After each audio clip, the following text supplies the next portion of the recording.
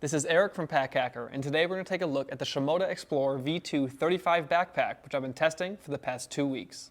Let's dive in.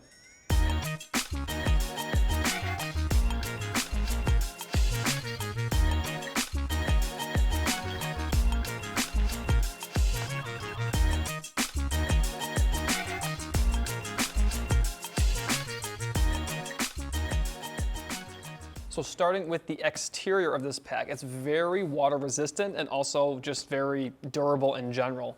We've got a carbon coated nylon ripstop. You can kind of see the texture there, which is really good at keeping water out and just feels really durable. Like it's not super thick, so it's not heavy or anything like that, but just feels very durable. We've got a 420D on the bottom and a 210D on the top. It also has an included rain cover, which you can see packs into itself here. Just uses elastic to attach. Very easy to put it on, but I'll spare you the boredom of seeing me put it on. But nice color here as well.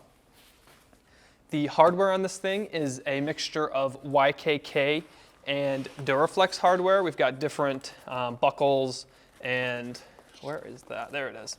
Different buckles and adjusters, and they all work how you would expect them to. Nothing out of the ordinary here. Everything just gets the job done. And it was nice to see that both the YKK and the Duraflex working in tandem. You normally see one or the other, so both was something kind of new, but also exciting to see them both working well. The zippers on this thing are YKK, and all the exterior zippers that don't have a gusset are AquaGuard zippers, so you can see that they have a little bit of a just like a little bit of extra protection there compared to, like, see, this zipper here has a gusset and there isn't an AquaGuard zipper there because it is protected. This bag's pretty heavy, it was hard for me to lift up there. But you have this AquaGuard zipper here on these places where it really counts to keep your photography gear safe. So moving over to the back side real quick, we do have 3 handles on this pack. We have this top handle here, which, as you can see, there is a bit of padding there. It's not a super big handle, but you can fit your hand there comfortably. And as I said, this bag is really heavy, so after a while you're going to feel this handle because it is such a small handle for such a heavy backpack. But there's enough padding there for short trips, is not a big deal. We have a similar handle here on the side that can operate as a luggage pass-through. Same padding, same sort of deal. You can grab it quickly, which is a good feature, I think. And then we have a little handle here, which makes it so if you have the back panel open here and to get into the main compartment, you can grab both of these and lift it up like that. So that way you can leave this open and not have to worry about closing it, grabbing the top handle, and taking the bag away. So on the back panel here, we actually have a metal frame that runs all the way around here. You can't see it obviously because it's inside the pack, but that adds a lot of structure. So if you were to drop it on the corner, it also makes it so it disperses the weight throughout the pack. That also helps, or is helped by these load lifters here, which you have quite a bit of strap here, so you can tighten it or loosen it to your liking. And you're also able to change the height of the shoulder strap. So we have a small, medium, and large. So my torso is 18.5 inches, and I'm just over 6 foot, but I actually use the small setting most of the time. And you can change that. There's just a hook and loop fastener under here, so you just undo that hook and loop fastener and switch it. But it's nice to have the option to change it when you're on a long hike or something like that. But moving further down here on the shoulder straps and on the back panel, we have a ton of mesh and lots of padding as well. So this backpack is so heavy, you're gonna get sweaty pretty much no matter what warm weather you're in, but it does make it less claustrophobic. And on the shoulder straps here, we have these attachment loops, which are both little hard plastic and then just like a nylon loop, which is nice to be able to add things. And we have 2 pockets here as well, one that just zips open on the top, and then another one that zips around like this for, a snack bar or your phone. The sternum strap here is on a rail, which is nice for micro adjustments. And then the hip belt here is removable, so you can just slip it out of here using a hook and loop fastener. So as you can see, this is obviously a very big backpack. Even at 35 liters, this thing is very just hefty, and you can really feel it on your back. But because of even though this sternum strap isn't very wide, as you can see, it does a good job keeping the shoulder straps together. And I like that, and I think that's basically what I used it for the most part. And then the hip belt does most of the heavy lifting and taking some of the weight off of your shoulders. And then obviously you can see the front of the pack, how it looks on my back. But overall, very happy with how the shoulder straps and the sternum strap and the hip belt come together to take some of that load off of your shoulders in tandem with the aluminum frame we just talked about and also the load lifters. So actually jumping inside this pack now, you can see we have 2 side pockets on either side, and these actually operate as both a side pocket or access pocket, and they can be used to stow a water bottle or a tripod. So opening this one up real quick, you can see we have 2 pockets inside here. This is like a TPU-like material, so it has a little bit of extra water resistance, so you can throw things you wouldn't want to get wet inside of here, and then they have the zipper top so they're not going to pop out. To use this as a tripod or water bottle pocket, you use this little diagonal zip here, and there's actually a little black bag that pops out. And so this black bag has a adjuster here, so if you throw a water bottle in there, you can kind of cinch it down so it's not like wobbling. And then you can also use this little strap here, which I had trouble with earlier, and put it through the loop here and cinch it down. So that way if you have a heavy tripod or a full water bottle, it's not really like moving around too much because you can really cinch it down. And I was actually able to fit my 48-ounce Nalgene in here, and also every tripod that we have in the office and at my house fit inside of here. If you do have a tripod that's a bit wider on the feet, you could just put 1 or 2 feet in here and have the other one outside, and it still works just fine. And for taller water bottles and taller tripods, you can use this compression strap up here to hold them in place up here so they're not really wobbling around as you walk.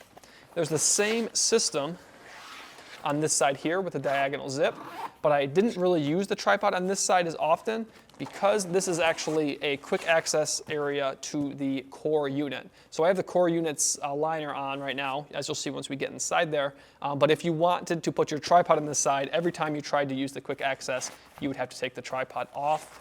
We do have a little pocket here as well. There isn't as much water resistance in this pocket, but a good place for, again, for filters or if you wanted like a lens converter or something like that, you can throw it in there. But this front pocket here is just a big pocket. There's no organization or anything like that, and it comes all the way down to where the material changes. I just have a book in there right now. As you can see, this pack is really tight because of how much I have stowed in it. So you can see it's a pretty big pocket, but no organization or anything inside of there. Moving upward, we have another pretty basic pocket, but this one has a little bit more organization. We've got that same TPU-like material, just got some lens filters thrown inside here right now. Again, you have that little bit of extra protection there. And then we have this pocket goes all the way down as well. You can see my hand poking out down here. And there's a little bit divider right here. So you can put these on top of the divider or below the divider to organize them. I've just got a huge Uline catalog in there right now, so you can see the size of how much stuff can fit inside there.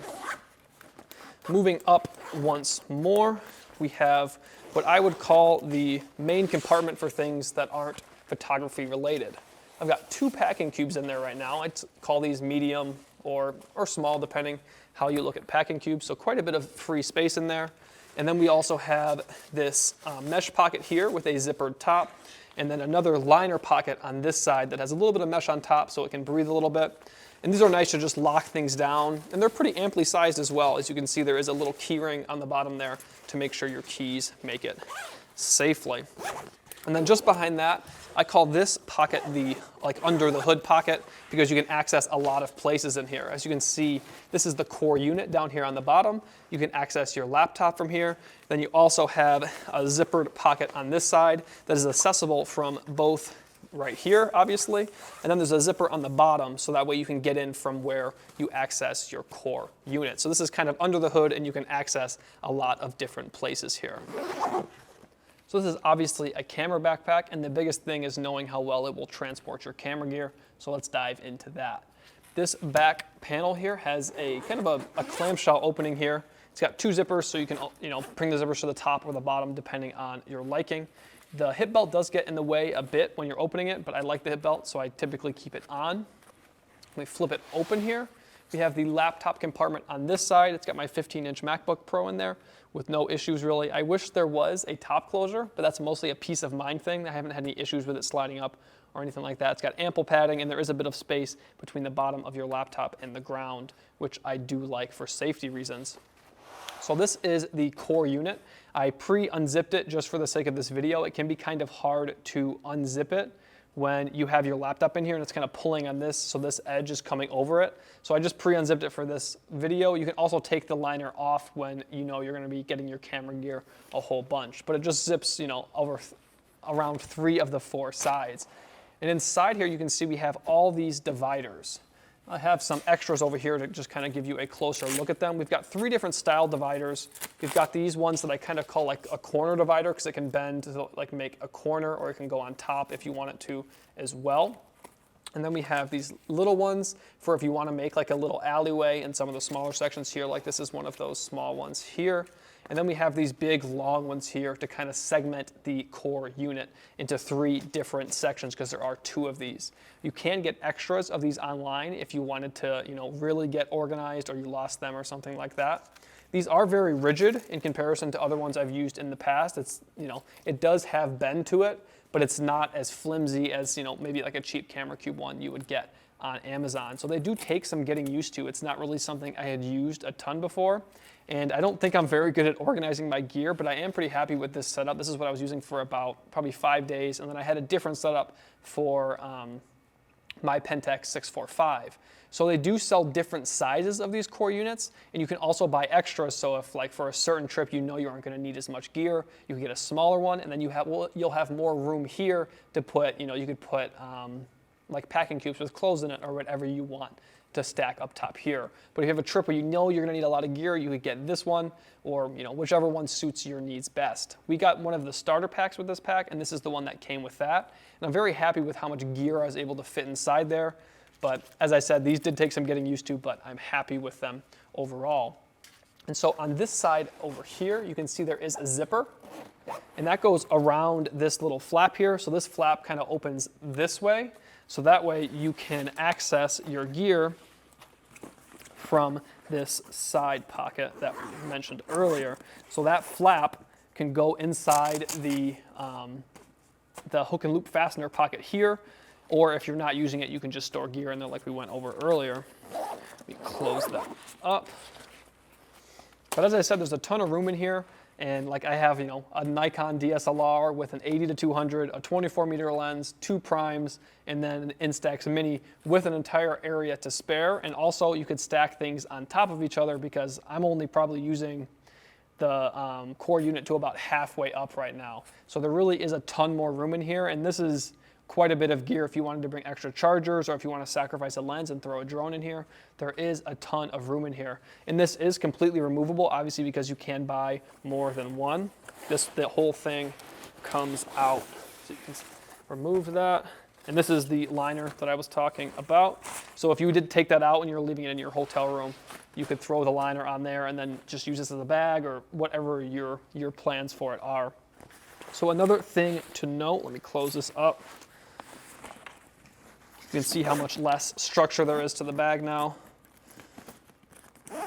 There are these drainage holes on the outside of the pack here.